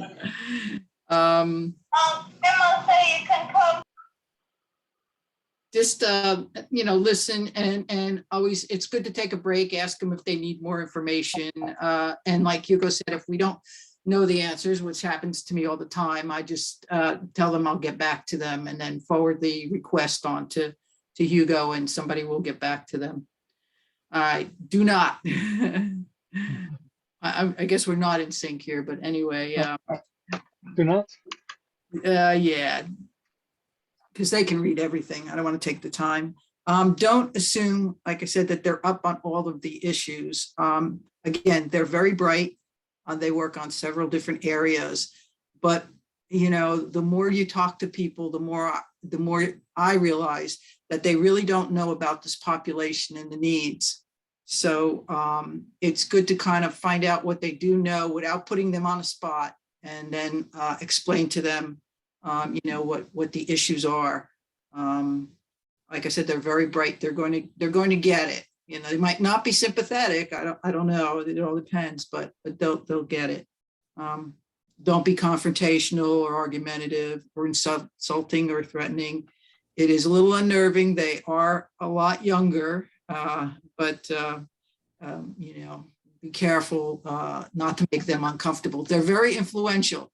They're in those positions because they're really bright, and they you have to convince them that your issue is important enough that they go back to the representative or to move it forward. It's not going to go anywhere if you can't get past them. So that's been my experience anyway. They're very influential. Don't ask for promises or never put them in an uncomfortable position. That's just common sense. Often I'll think about how I would feel if somebody came up to me with this request or this information. And that usually lets me know of, was I too aggressive or did I put them on the spot? So think of for yourself being in that position. And don't go off message, which I probably did for half of this.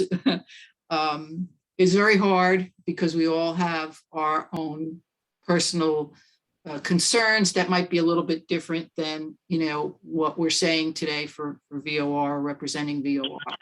But I think we try to stay on point with the issues. And, even if you get through half of the things, that's still, 50% more than they would know about from the day before. So whatever you do will be good. I could say that. All right, Hugo, did you want to add anything to that? Or Just don't talk about party politics. It's tempting to say, oh yes, well I vote your party and I'm a big supporter and stuff, but they don't always agree with our issues, and you don't want to assume, you don't want to ask them to support us with a vote on an issue. You don't want to get into anything with policy and politics. You just want to tell them what the issue is, what our concerns are.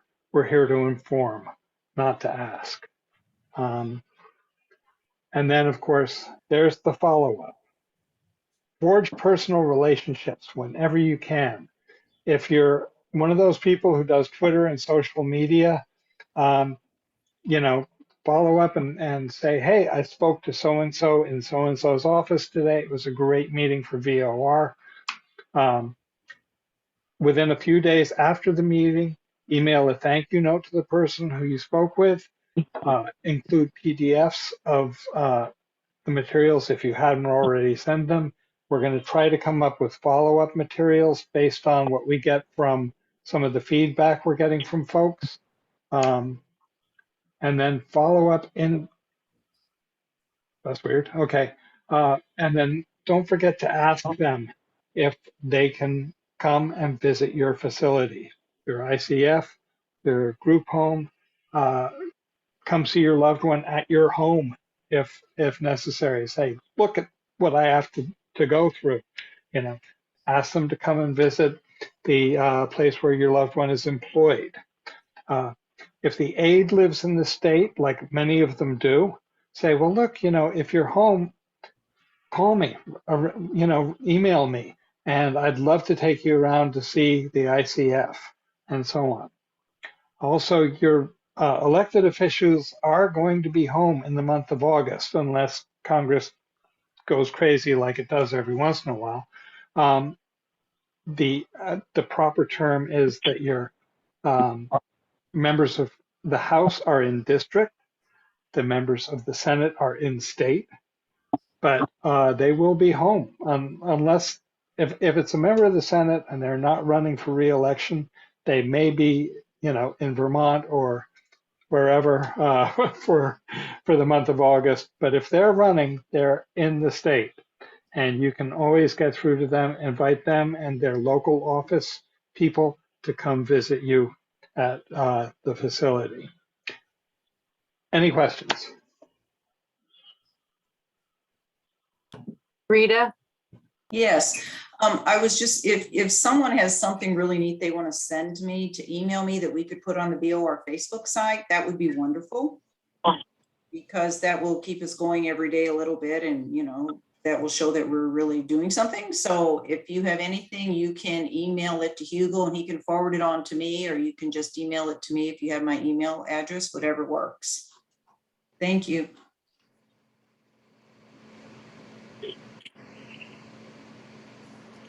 Anybody, anything? Tom here. Two things. Could you please send me a copy of that PowerPoint, because it's got so much information in it that I can steal bits and pieces of it to use for tomorrow, because I got my first meeting tomorrow. Okay. I was going to send out PDFs of it, but I'll send the PowerPoint. Terrific. Also, one other thing, being in this field forever, I have spent a great deal of time studying everything I could possibly get my hands on regarding autism. And with your earlier comments this evening about educating staffers about what autism really is and severe autism, I have written a piece that's for lay people regarding sensory integration disorder, which, in my experience, just about everybody that I've encountered with a diagnosis of autism has had sensory integration disorder as a part of who they are. And to really educate people who don't understand what that's all about, it's important that we get that information out. So tomorrow I can forward to you that 3-page piece on what sensory integration disorder is. And you can choose whether or not to share it with all of us or share it with staffers or whatever. It's up to you. Hugo, Yes. this is Ann Knighton from Georgia. I just want to say thank you so very much for such a conscious raising legislative session. I thoroughly enjoyed it. And it was good to see some and hear from some people from days of old. Thank you. And Sam. Yes, it's good to see and hear people. Thank you. And thank you, Hugo, and all the very bright, talented people on this call. I had one comment about politics, and I'm happy to stand corrected. No matter what your political views, it's important to be nonpartisan. There was a bullet point on it. I think that also means no matter what your political views, we need everybody. If you're a Republican conservative, please try to reach out to liberals and Democrats and vice versa. If you're left and Democratic, try to reach out to Republicans. I've been taught this lesson in my time in VOR. It's real important for the long term and maybe the not so long term. And I'm happy to be corrected by Gail or anyone else if I didn't say it right. But No, it's really important. that's- We really need to do that. I think Also, that's- remember, you're talking to the legislative aides. So even if it's like, oh my God, that person is such an extremist, I would never call their office. Well, that aide might not be as extreme. They might just be working there because they're from that state and it's their job and so on. And next year, there might be a different person holding that office who is more aligned with our views. So yes, definitely, 100%. Don't get in the habit of saying, well, I'm not calling that office because so-and-so is crazy. Yeah, we got some crazy members of Congress, but for the most part, the aides themselves are not crazy. They're not highly partisan. They're smart people who have earned this job. I think in all the time I've spoken to people, I've only met with one person who seemed to be someone who got hired because their daddy gave a lot of money to the campaign and they were sort of a pain in the butt, I guess. But for the most part, these are people who've earned this position and they're smart and they're good. So, yes, I would Marty. just like to, Go ahead. no, go for it, Marty. Thank you, Hugo. You're on. Can you talk a little bit about what to do if you're not getting responses when you call or email people? And what to say when you call or email people? Yeah, basically, if you don't get a response, email them again and so on. I would say calling the office these days is not very effective. For the most part, you're going to get an answering machine and it will go nowhere. Just you do the best you can. Some of these offices are not really taking calls. Some are only taking calls from people who live in their district. So if you're in Ohio, they're going to say, "What part of Ohio are you in? Ohio, the 4th district?" Because if you're in the 5th, we're not talking to you. You're going to have to put up with some of that. And in that case, you mail them our materials and say, "Here are the materials. I do hope that we can arrange a call in the future." And maybe a couple of months from now, you try to follow up. Best you can do. You don't want to drive me crazy. I guess Yes. I guess you can also contact other staff if you don't receive a reply from the person on the list. Maybe, but to be honest, I'd rather I appreciate that, Marty. That's a really good question, but I would rather you let Hugo and I know, because perhaps there is a staff change or an update, but we can use our time to make sure that you're getting it to the right staffer, because you could put in some well-intentioned time reaching out to other staffers, and it may not be their topic, and then it may just get lost in the system and be harder to track. So it's a great point to make. Use the contacts that you are given and keep us posted, and then we can close the loop if we need to with another person in the office. Kamala. I think I was going to say the same thing. When I sent emails to the contacts that you sent me, about 7 or 8 of them replied saying either I don't work there anymore, and they gave me another contact, or they said I don't deal with this. There's another person who deals with these issues, so they gave me another contact. And so that's a good nuance. And Marty, I may have misunderstood your question. Kamala, if that happens, feel free to reach out to that person then. That's great. Yeah. Our lists are imperfect. And I got to say, the ones we used to get 5 years ago from the same company were a lot closer. I think Congress people have been shuffling their chairs a lot more in these offices. And with the pandemic and then the January 6th attacks and so on, there's been a lot more movement of people in and out of offices. So that happens. Mary Kay? Yeah, something Terry has done for us over the years, and I've also used it with regards to my state legislators, is that he actually put together a list once upon a time. I don't know if he still has it, where he showed how many constituents in each parish. Louisiana has parishes, not counties. How many constituents in each parish is represented by individuals who live at the one ICF we have left. I did that also a couple of years when we had an ICF. Tommy was there, but that's been closed. But that is another thing, another issue. If I can't get a response because I'm not their constituent, I reach out to people connected with my facility, or I reach out to other family members that I've learned through the years, met through the years, so that I can contact that office on their behalf, quotes, you know, and then you actually get someone who will listen to you a little better sometimes. Good point.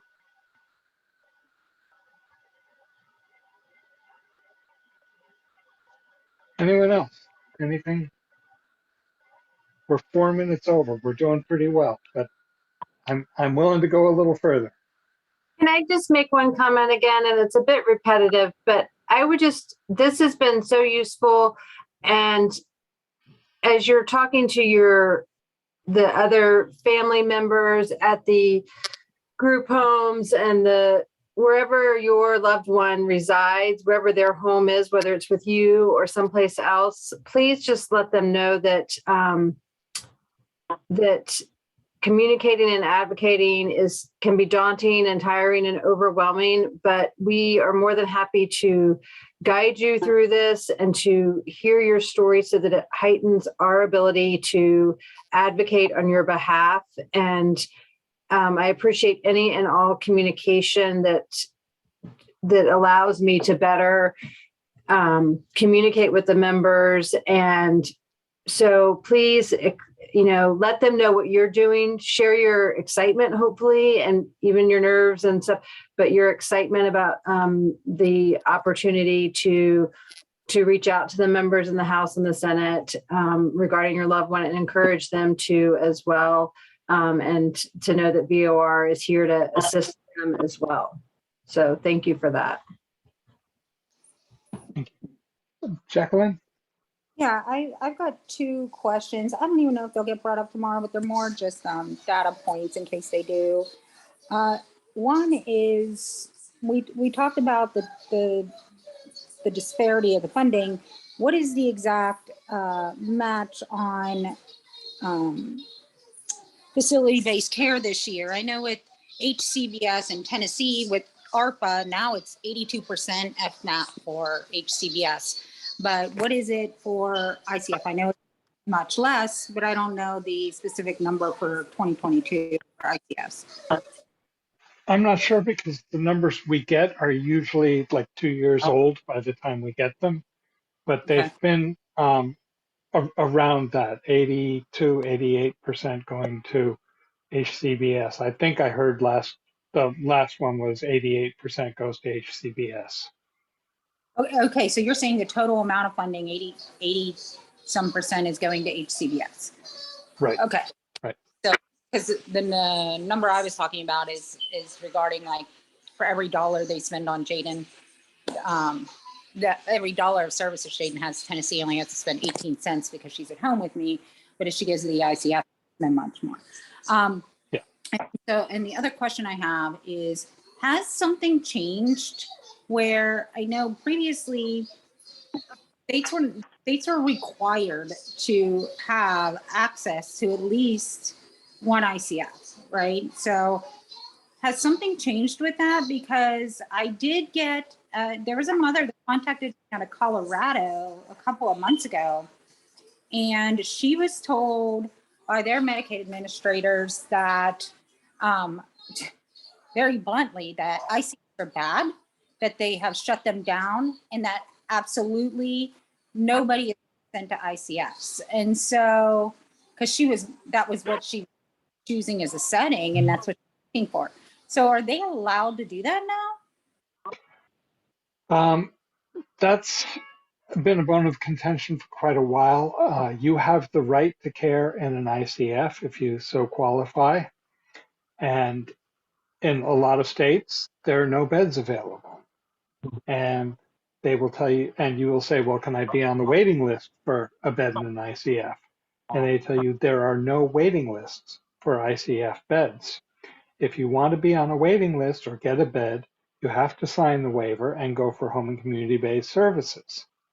And that's it. And there are people who've pushed harder and managed to get beyond this and get into one, but they certainly don't have enough beds. As you know, there are a very limited number of ICF beds in every state, and most of the state-operated facilities are closed to new admissions, or many of them are.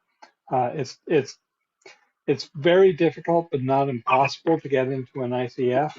And some people actually have to cross state lines to get into an ICF or have their state send them elsewhere. I know Rita Winkler at the Murray Center has several people who are residents there who are from other states, and the other state is paying for their care there because they don't have their own ICFs. This is how they get around it. They say, they will have, like in Michigan, I think Jill has told me there's one sort of secret ICF that nobody knows about, but they say, yes, we do have ICF care here, but we can't get you into it. So get on the waiting list. Yeah, this is definitely not. Tennessee does that. I mean, we send our kids out of state. That's why I'm always fighting with them. But what it was really concerning to me that a state would just overtly say, I'm using the coercive side of it. It was really concerning to me that a state would say overtly, like, yes, are bad, we shut them all down, and it's absolutely off the table. But on a side note of that, when you're talking about sending out a state, I just looked and I don't see one of our members, Rachel. She's actually new to our team this year. She in particular has an article that talks about the out-of-state placements and how lucrative it is for, say, North Carolina to accept an out-of-state Tennessee patient at $400,000. They get paid this higher rate than if they would accept their own patients, and that is in and of itself causing more and more of these individuals to be placed far outside their community of natural support. And I know that that's really kind of her passion point right now, because does not want her child being sent out of state. Do we have any more information on that kind of practice where it becomes more lucrative for a state to send somebody out of state or accept somebody from out of state? I don't. Rita, do you know anything about this? No, I really don't. I do know we get calls all the time about it. But it's really kind of another one of those secret kind of things they don't want anybody really to know about. But yeah, I don't have any more information about that. That sounds like one of the questions that Congress ought to be asking GAO about, because that's a national problem. Yeah, the GAO kind of more comes up with numbers, I think. I'm not sure exactly what their boundaries are for being asked questions. But yeah, I agree. That is something that I would certainly like the Well, the answer to. problem is that the states have set it up so that there isn't a waiting list, and there, how would you know how many people need that service and are being denied it?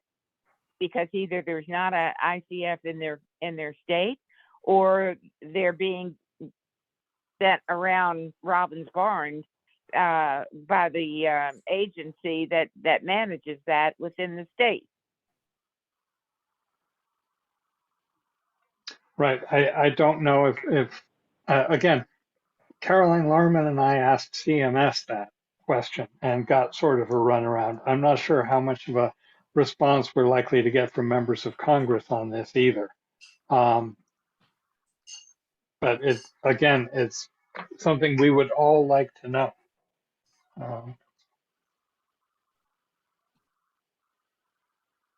Yeah, this is Larry. I wonder if congressional offices get those inquiries from families. I don't know. This is Larry. I'm sorry I'm late in signing on.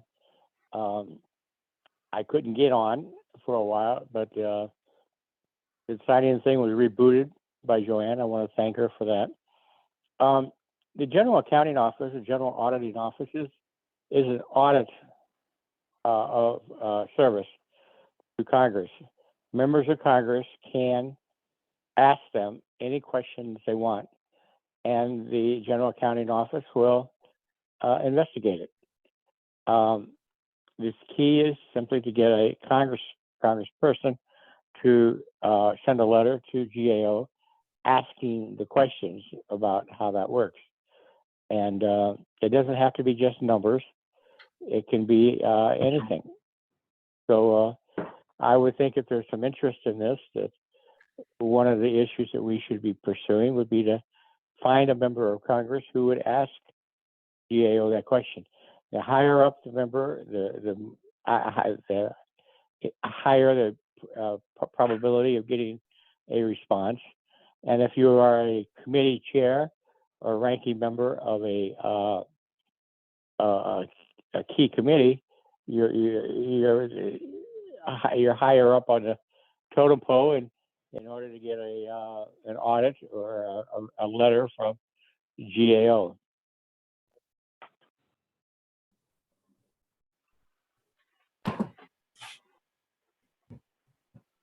Right. Well, if there are no other hands up, I want to thank you all for attending. I'm going to stop the recording now.